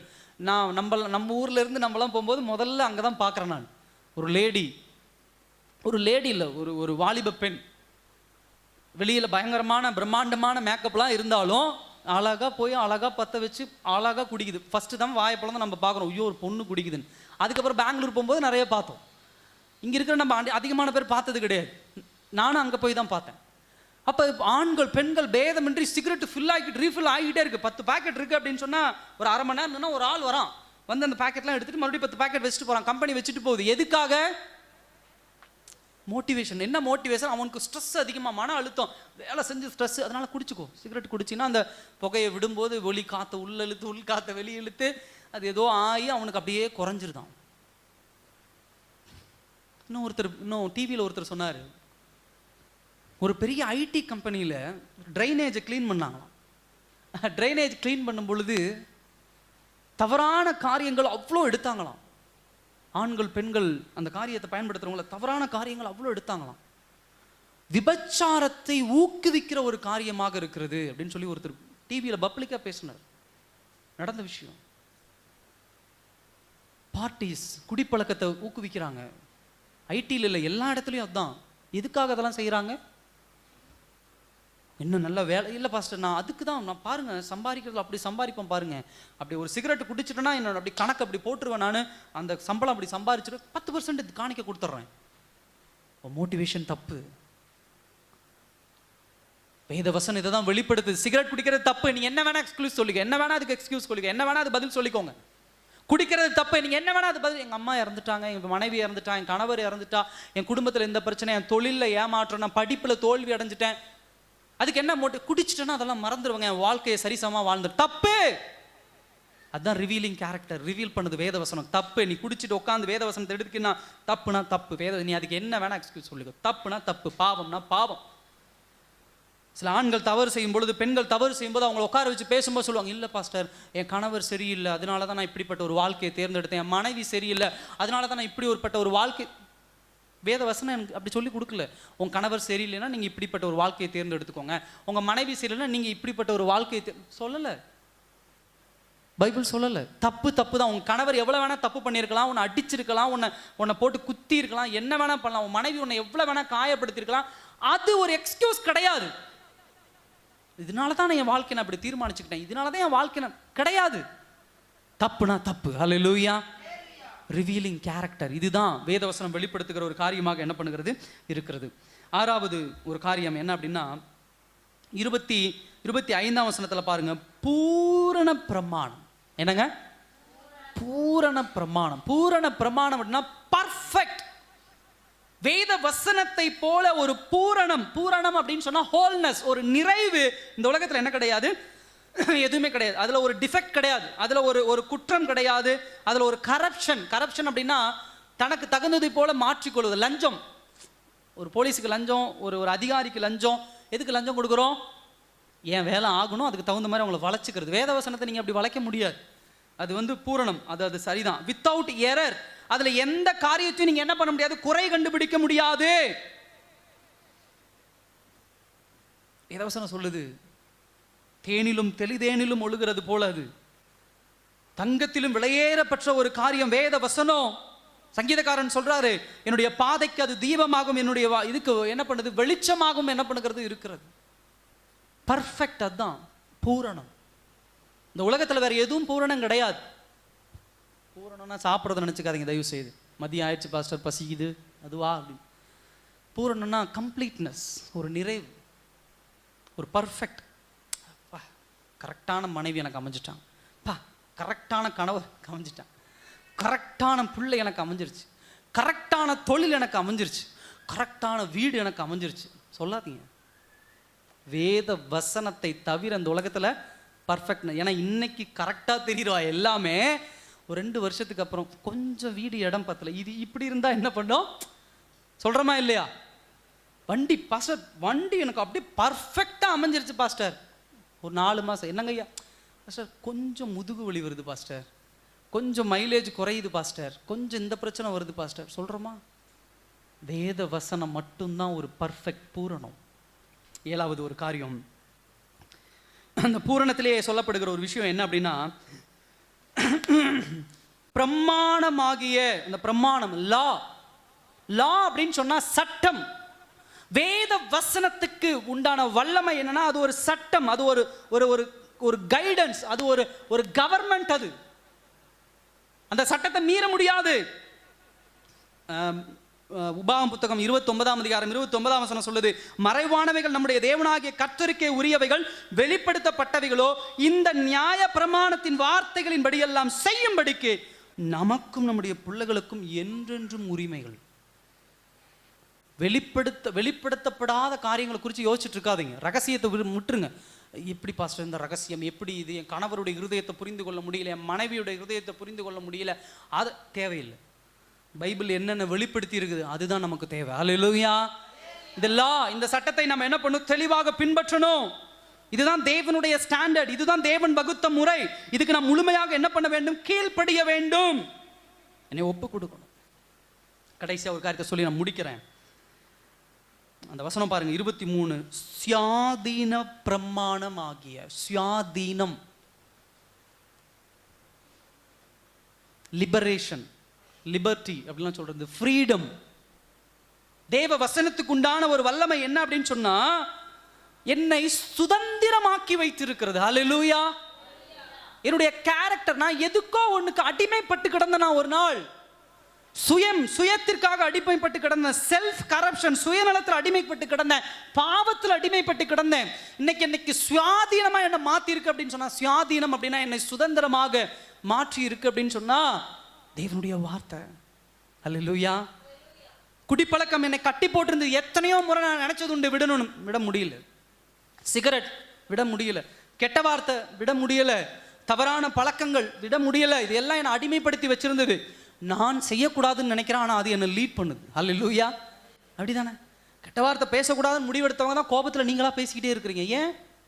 அது உங்களுக்கு லீட் பண்ணுது, அதுவாக வருது. நீங்கள் நினைக்கிறீங்க பேசக்கூடாதுனால அது உங்களை அது கூட்டிகிட்டு போகுது. பேசு, குடி, சிகரெட் பிடி. நான் ஒரு சின்ன புரிந்து கொள்றதுக்காக, இதே மாதிரி நிறைய பாவங்கள் உண்டு. ஆனால் வேத வசனம் தான் அதிலிருந்து உங்களுக்கு ஒரு விடுதலை கொடுத்துருக்குது. ஹல்லேலூயா. உங்களை பேச விடாமல், உங்களை குடிக்க விடாமல், சிகரெட் பிடிக்க விடாமல், தவறான எண்ணங்கள் உங்கள் இருதயத்துக்குள்ள வர விடாமல், அதை உங்களை சுதந்திரமாக்கி வச்சிருக்க, உங்களை அடிமையாக மாற்றல. ஏன் அப்படின்னு சொன்னா, வேத வசனம் உங்களுக்கு இப்பொழுது ஞானமாக செயல்படுகிறது. ஹல்லேலூயா. ஒரு மனுஷனுக்கு எப்போ சுதந்திரம் வரும் அப்படின்னா, தேவ ஞானம் வரும் பொழுது, அதை புரிந்து கொள்ளும் பொழுது, தேவ சத்தியத்தை என்ன பண்ணும்போது புரிந்து கொள்ளும் பொழுது, அப்பொழுதுதான் அவன் எல்லாவற்றையும் ஏற்றுக்கொள்ளுவான். இயேசு கிறிஸ்து சொல்றாரு, மத்தேயு 11ஆம் அதிகாரம் 29ஆம் வசனம் 30ஆம் வசனம் சொல்றாரு, நான் சாந்தமும் மனத்தாழ்மையுமாய் இருக்கிறேன், என் நுகத்தை உங்கள் மேல் ஏற்றுக்கொண்டு என்னிடத்திலே கற்றுக்கொள்ளுங்கள், அப்பொழுது உங்கள் ஆத்துமாக்களுக்கு இளைப்பாறுதல் கிடைக்கும். என் நுகம் எப்படிப்பட்டதாக இருக்கும், மெதுவாகவும், என் சுமை இலகுவாகவும் இருக்கும். கர்த்தர் கொடுத்த சுதந்திரம் அதுதான். தேவனுடைய நுகத்தை ஏற்றுக்கொள்ளுகிற பிள்ளைகள். அல்லேலூயா. எத்தனை பேர் சொல்றீங்க இந்த காலை வேளையில கர்த்தர் கொடுக்கிற நுகத்தை நம்ம ஏற்றுக்கொள்றோமா? ஏற்றுக்கொள்றதில்ல, வெடிச்சிடுறோம். சில காரியங்கள் உங்க வாழ்க்கையில கர்த்தர் அனுமதிக்கும் பொழுது அதை பொறுமையா ஏற்றுக்கிறோம். நுகம் அப்படின்னு சொன்னா என்ன? நம்ம மேலே சுமத்தப்படுவது. மாடுக்கு அது அழகாக சுமத்துவாங்க, அந்த வண்டி இழுக்கிறதுக்கு அதனுடைய தோள்பட்டை மேலே அதுதான் நுகத்தடி அப்படிம்பாங்க. அது மேலே சுமத்த உடனே அது வெறுப்பாக தூக்கி அது உடல் பலவீனம் நிறைய பார்த்துருக்கோம், நடக்க முடியாமல் இழுத்துட்டு போகும். அதுபோல் சில நேரங்களில் கர்த்தர் சில காரியங்கள் நம்முடைய வாழ்க்கையில் அனுமதிப்பார். அப்படி அனுமதிக்கிற காரியங்களை ஏற்றுக்கொள்கிறோமா? அது அழகாக சொல்கிறாரு பாருங்க, நுகம் மெதுவாயும் என் சுமை இலகுவாயும் இருக்கும், சாந்தமும் மனத்தாழ்மையோடு அதை ஏற்றுக்கொள்ளணும். அல்லேலூயா. அந்த சுதந்திரத்தை கர்த்தர் நமக்கு கொடுத்திருக்கிறார். கடினத்தோடு அல்ல, பல்ல கடிச்சுக்கிட்டு இல்லை, வெறுப்போடு இல்லை, எல்லாவற்றையும் பொறுமையா ஏற்றுக்கொள்ளுகிற சுதந்திரம். எல்லாரும் இருக்கிற இடத்துல இருந்து எழுந்து நிற்கலாமா?